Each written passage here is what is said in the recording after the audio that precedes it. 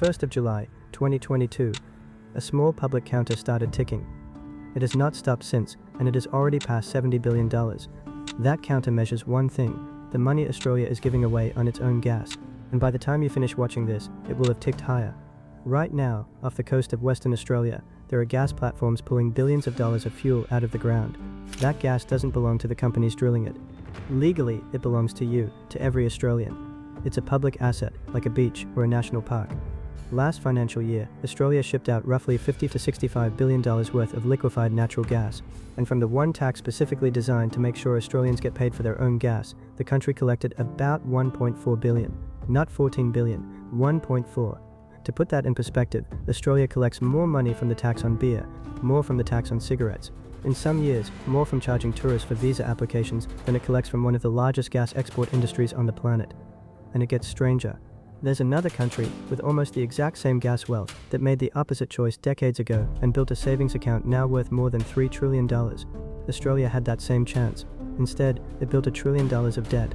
And the strangest part of this whole story, nobody broke the law. There's no smoking gun, no midnight shredding of documents, no executive in handcuffs. The money didn't get stolen in the way you're picturing. It got given away. Quietly, legally, and on purpose, by a system that was rigged decades ago and has been slowly falling apart ever since. But here's what's changed. For years this was too boring and too complicated for anyone to fight about, which is exactly how it survived. That's over. There's a parliamentary inquiry now. There's a public counter ticking upward in real time as the money slips away, and people who agree on nothing else in politics are suddenly agreeing on this. This is the story of how Australia built one of the biggest resource giveaways in the modern world, how much it has quietly cost you, and why the whole thing is finally starting to collapse. And stick with me all the way to the end, because I'm going to show you, using Australia's own public numbers, exactly what your life would look like right now if this money had actually been collected. Once you see that number, you'll understand why they'd rather you never ran the math.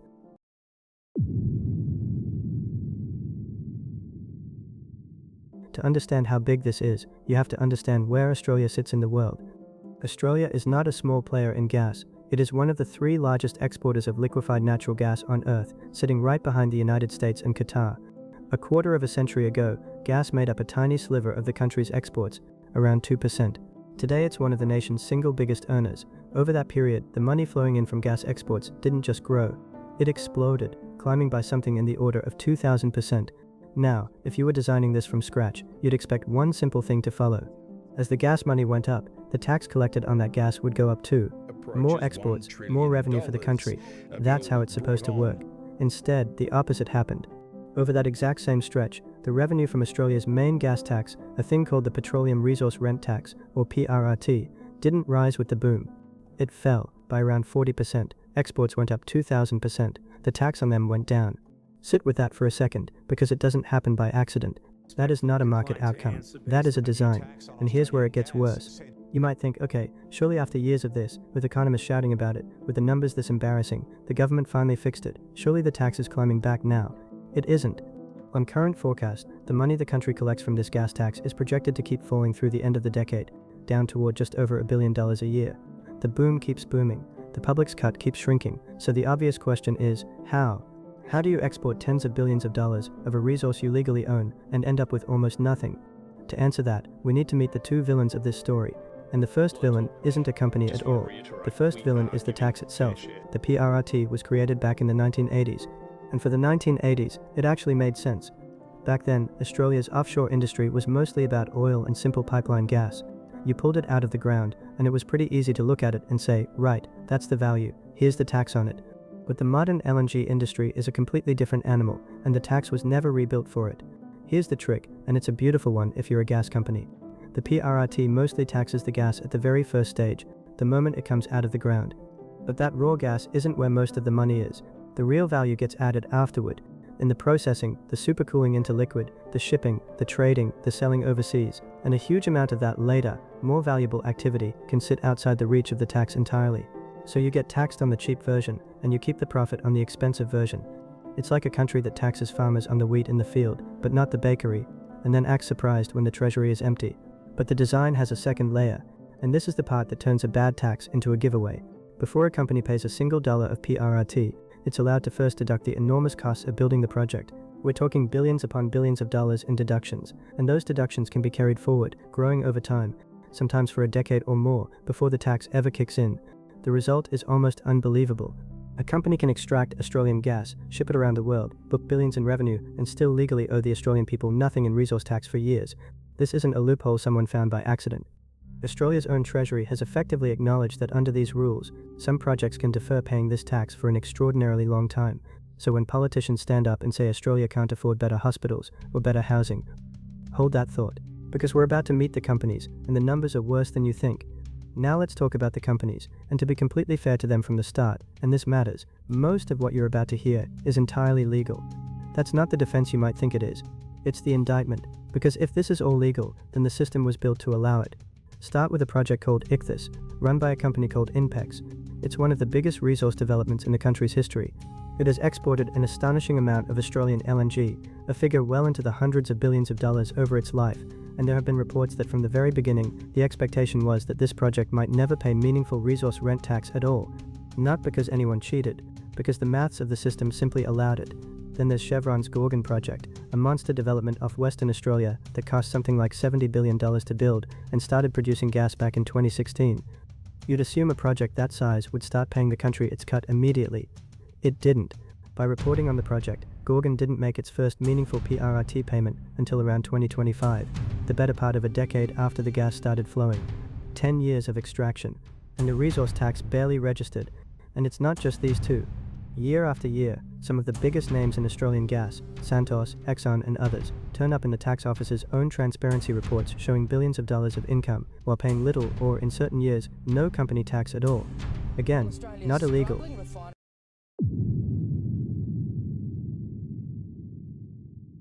The single most eye-opening example belongs to Shell, because this one shows you where the money actually goes.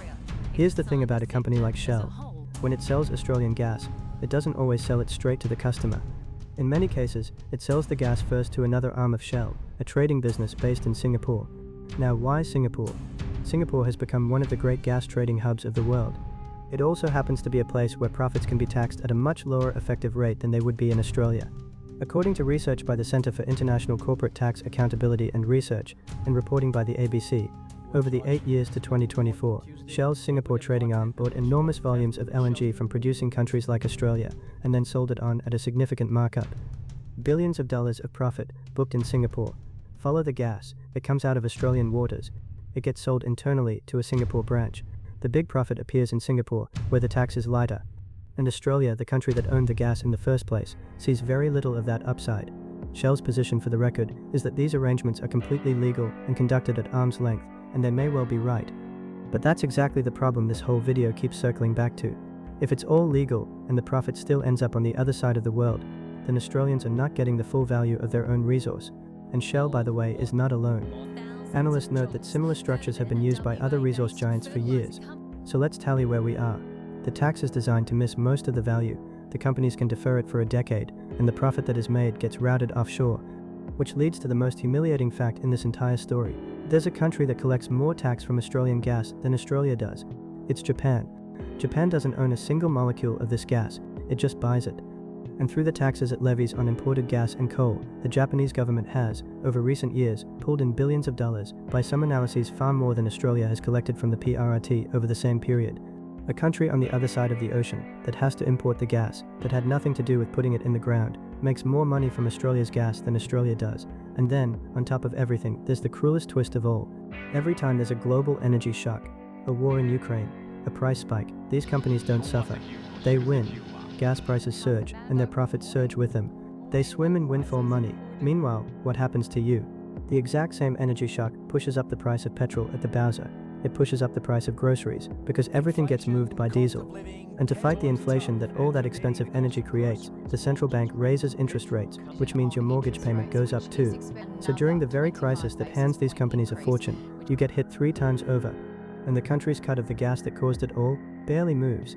At this point you have to ask the harder question. Not just why the companies do this. Of course they do. Any business would exploit the rules it's given. The real question is, why does Australia keep letting them? You'd think, with numbers this stark, the government would be racing to fix it. Instead, watch what happens whenever the pressure builds. When the public demands change, the answer from the top has essentially been, now is not the time. In the middle of a global energy crisis, The message goes, we can't risk jeopardizing these relationships and this investment. When treasurers are asked directly whether they'll change the gas tax, the phrase that keeps coming back is some version of, it's not something we're working on, off the table. And when the pressure won't die down, there's a softer line they reach for. Reform is coming, more tax, sooner. But push on that word sooner, and it evaporates, because the government's own forecasts show the revenue from this tax continuing to fall for years into the future. So when, exactly, is sooner? This is the pattern. Deflect during the crisis because it's the wrong time. Promise vaguely when things calm down. And then let the forecast quietly keep sliding, round, and don't be fooled when they tell you it's already being handled. A couple of years back, the government actually did change the tax. It capped some of those endless deductions and announced the tweak would bring in billions more over the following years. Sounds like a fix. Except the official forecasts for what the tax would collect kept getting revised, in the very same direction they always go. Down. This was never a story of nobody trying. It's a story of the fixes being just small enough that the giveaway barely feels them. But here's what's different now. The walls are finally starting to close in on this arrangement. For years this was a niche complaint from a handful of economists. Now it's a full parliamentary inquiry hearing evidence that billions are being lost. It's former senior Treasury figures publicly backing a windfall profits tax. It's a live public tracker, ticking upward in real time, showing the money slip away. It's members from across the entire political spectrum, from the Greens to One Nation, starting to agree on the same uncomfortable point. The giveaway that survived for decades by staying boring and complicated is no longer boring. And systems like that don't last forever once the public can finally see them. The collapse of this scam isn't a prediction. It's overdue. Here's a twist most Australians have no idea about. Australia is one of the 3 biggest gas exporters on the planet, and yet its own competition watchdog keeps issuing the same strange warning. Australians could actually run short of gas, not overseas. At home, the regulator has flagged that the southern states, Victoria, New South Wales, South Australia, Tasmania and the ACT, are heading into repeated seasonal shortfalls. They're increasingly leaning on gas piped down from Queensland and pulled out of storage just to get through winter. And it has warned that within a few years, those states may actually need to import gas to keep the heating on. Sit with how absurd that is. A country that ships tens of billions of dollars of gas out to the rest of the world, quietly being told it might have to buy gas back in. Whether there's enough gas for Australians in a given winter often comes down to a single question. How much of it the export companies choose to send overseas instead? Australians effectively get the leftovers. Gas dug out of Australian ground, and the locals are last in the queue for it. That's also why gas bills stopped feeling normal. Prices that used to sit around $8 to $10 a unit have settled up around $13 to $15, and manufacturers, the businesses that actually employ people in this country, have been warning that prices like that are threatening their survival.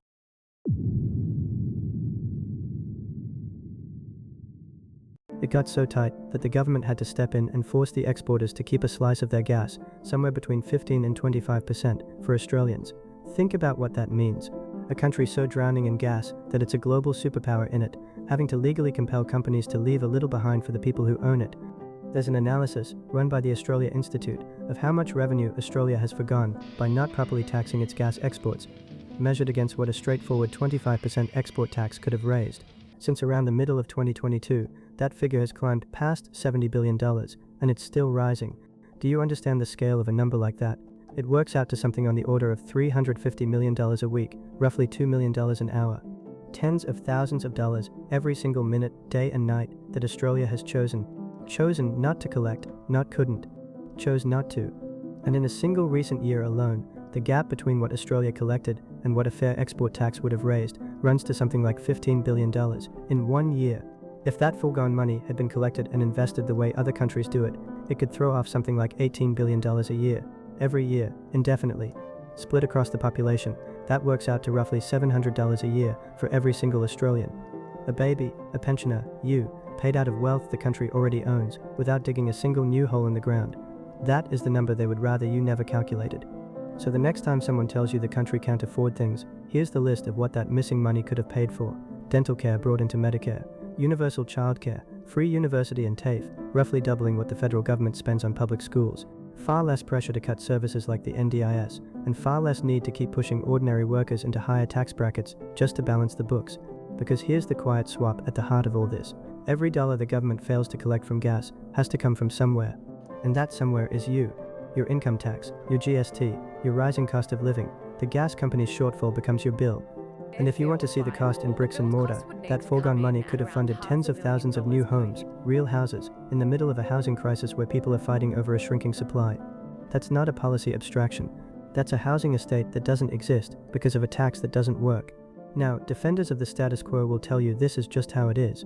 Resource taxes are complicated. You can't just tax exports, change it and the investment leaves. It's too hard. Except there's one country that makes that entire argument fall apart. Norway. Norway has some of the world's great oil and gas wealth, a bit like Australia, but Norway made the opposite choice. It taxed its petroleum industry heavily, deliberately, for decades. And instead of letting that money vanish into a single year's budget, it poured it into a national savings account for the whole country, a sovereign wealth fund. That fund is now worth more than $3 trillion. It's one of the largest pools of wealth on the planet.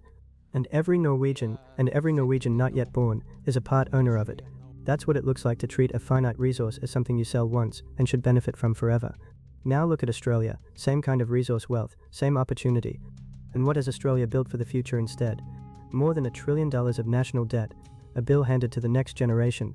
One country turned its gas into a permanent inheritance, the other turned it into someone else's profit and its own IOU. That is not bad luck. That is the difference between managing your wealth and giving it away. And before anyone tells you Norway is some magical special case that could never work here, Australia doesn't even have to look overseas for proof. Not long ago, the state of Queensland simply changed the way it charged for coal and pulled in billions of extra dollars for the public in the process. It can be done. The ideas for gas are already sitting on the table too. A straightforward tax on gas exports could raise something in the order of $17 billion a year. One of the most respected economists the country has ever produced, a former head of the Treasury itself, has gone as far as backing a windfall tax on these super profits. And this isn't some fringe left-wing crusade. The support runs from the Greens all the way across to One Nation, and even senior figures on the Conservative side now say out loud that these multinationals have had too good a run for too long. The solution exists, the agreement exists. The only thing missing is the will to do it. Australia sits on one of the largest gas export industries in the world, but the tax built to make sure Australians benefit from it was designed for a different era, and it taxes the cheap early stage while missing the valuable rest. On top of that, companies can pile up deductions and defer paying for a decade or more, and the profits that are made can be routed to lower tax hubs like Singapore, leaving Australia with a sliver. The end result is a country that collects more from beer than from gas, that watches Japan tax its own resource more heavily than it does, and that has quietly given away more than $70 billion, while telling its own citizens there's no money for housing or hospitals, and quietly sending them the bill instead. For years, this held together for one reason. It was too complicated and too dull for anyone to fight about. That's the genius of a good scam. It hides in the boring paperwork. But that shield is gone. There's a parliamentary inquiry now. There's a public tracker counting the losses in real time. There's cross-party pressure of a kind this issue has never had. The economists aren't a fringe anymore. They're being invited to testify. This arrangement survived by being invisible, and it isn't invisible anymore. That's why the collapse of this thing feels less like a question of if, and more a question of when. Not the collapse of the country, the collapse of the scam. And that collapse is by any honest measure, long overdue, because in the end, this was never really a story about gas, or tax law, or offshore platforms. It's a story about a simple question that every Australian deserves to ask out loud. This resource belongs to all of us, so where did the money go? If Norway can do it, if Japan can tax it, if countries all over the world can make sure their own people share in their own wealth, then there is only one reason Australia hasn't. Not because it can't, because it chose not to. The only question left is how long that choice can survive now that you've seen it. If this opened your eyes even a little, do me one favor. Leave a comment with the one number from this video that made you angriest, and this conversation is exactly how these things finally change. Subscribe if you want more of these, and I'll see you in the next one.